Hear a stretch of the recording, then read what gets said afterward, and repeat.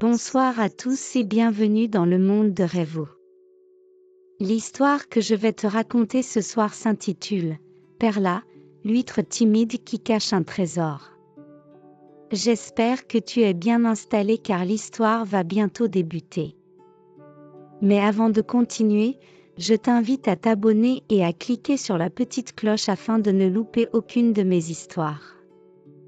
Merci d'avance et sans plus tarder, commençons. Au fond de l'océan, là où la lumière joue avec les algues et les poissons multicolores, vivait une petite huître nommée Perla.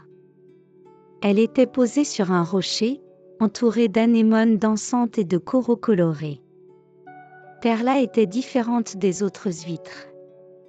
Tandis que ses voisines ouvraient grand leurs coquilles pour respirer, discuter ou rire, Perla gardait toujours la sienne fermée. Les poissons passaient devant elle sans vraiment la remarquer. Et cela lui convenait. Elle avait peur qu'on la trouve étrange, ou pas assez brillante. Mais Perla portait en elle un secret. Au fond de sa coquille se cachait une perle, ronde et lumineuse, si belle qu'elle faisait pâlir même les plus beaux coquillages.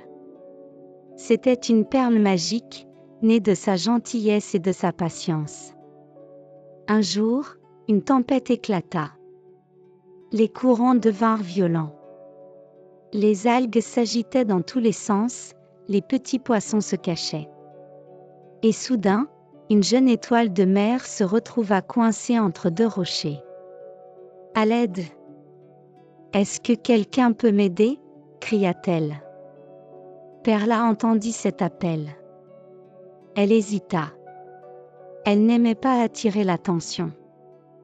Mais en elle, quelque chose s'éveilla.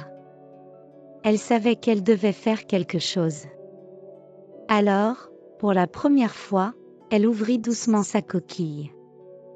Une lumière douce s'en échappa, illuminant l'eau trouble autour d'elle. Tous les poissons s'arrêtèrent. Ils n'avaient jamais vu une chose pareille. Grâce à l'éclat de la perle, les hippocampes virent l'étoile de mer et réussirent à la libérer. Tout le monde se retourna vers Perla. « Tu nous as sauvés » dit une raie manta.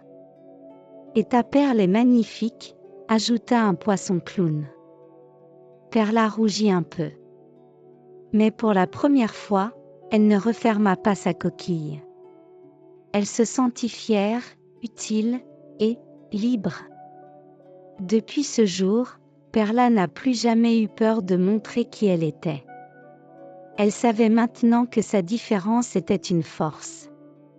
Et sa lumière guidait tous ceux qui en avaient besoin, dans les profondeurs de l'océan.